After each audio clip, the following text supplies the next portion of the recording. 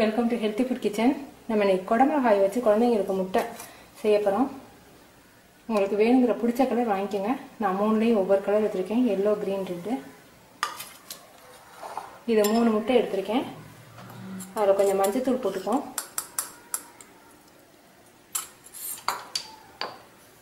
உப்பு தேவையான அளவுக்கு.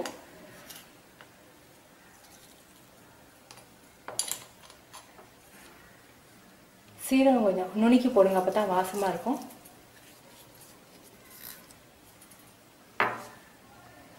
உரப்புக்கு உங்களுக்கு ஏற்ற அளவுக்கு பெப்பர் பவுடர்.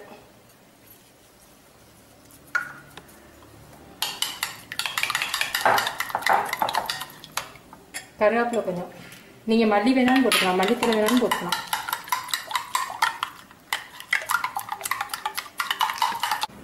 கொஞ்சமாக ஆயில் ஊற்றி இதை கொஞ்சம் வேக விட்டுக்கோங்க.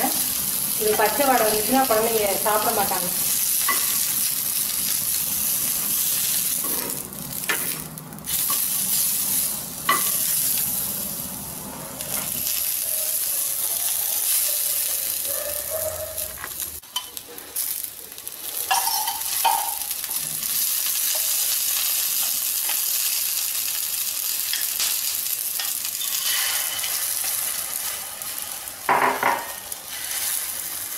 அது கொஞ்சம் வெளியில் வரத்தான் செய்யும். எந்த பக்கம் வெளியில் வருதோ அந்த பக்கம் லேசாக அழுத்தி பிடிச்சிக்கினீங்கன்னா அது உள்ளே கொஞ்சம் நேரம் இருக்கும். லோ ஃப்ளேமில் வச்சு பிடிச்சிக்கோங்க, அப்புறம் உள்ளே நின்றோம்.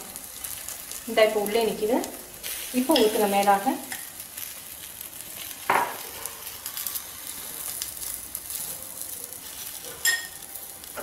சிம்மில் வச்சுக்கோங்க, இல்லாட்டி உங்கள் கையில் ஆவி அடிக்கும். கொஞ்சம் வேகட்டும், லோ ஃப்ளேம்லேயே வச்சு வேகட்டும். இந்த ஓரத்தில் இருக்கிறது எடுக்க வரும். கொஞ்சம் வெந்துச்சுன்னா எடுக்க வந்துடும்.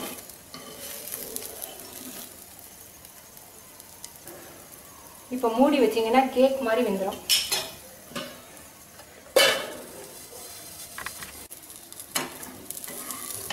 அழகாக எடுக்க வந்துருச்சு. இப்போ திருப்பி போடுவோம்.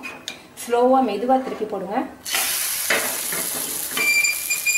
குடமிளகாயும் நல்லா வெந்துடும். லேசாக ஆயில் அப்ளை பண்ணிக்கோங்க.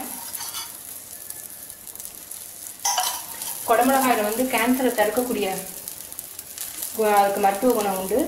ஒவ்வொரு குடமிளகாயும் சிகப்பு கலராக இருக்குது. ஒவ்வொரு நாளும் ஒவ்வொன்று சேர்த்துக்கிட்டிங்கன்னா உடம்புக்கு ரொம்ப நல்லது. இதில் நம்ம வந்து சட்னி ரெசிபியும் செஞ்சுருக்கோம். இப்போ வந்து லோ ஃப்ளேம்லேயே வச்சு நம்ம வேக வச்சுருக்கோம். ஆஃப் ஆயிலாகவும் நீங்கள் வந்து பிடிக்கும்னா சாப்பிட்லாம். வெந்துருச்சான்னு பார்க்குறதுக்கு ஒரு ஃபோர்க்கை வச்சு இப்படி குத்தி பார்த்தீங்கன்னா இதில் ஒட்டும். இதில் ஒட்டலை. இப்போ வெந்துருச்சு. நீங்கள் உரப்பு அதிகமாக சாப்பிட்றவங்களா இருந்தால் மிளகு சீரகத்துக்கு பதிலாக கறி மசாலா கூட நீங்கள் யூஸ் பண்ணிக்கலாம்.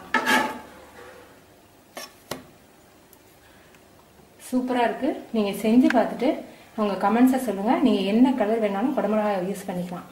தேங்க்யூ.